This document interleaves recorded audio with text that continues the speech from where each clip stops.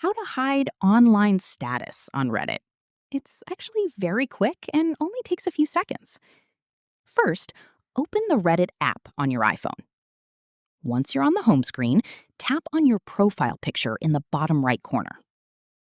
Now, tap the three-line menu icon in the top right corner of the profile page. Here, you'll see the online status option. If it's turned on, other Reddit users can see when you're active on the platform. Simply tap on online status to turn it off. That's it.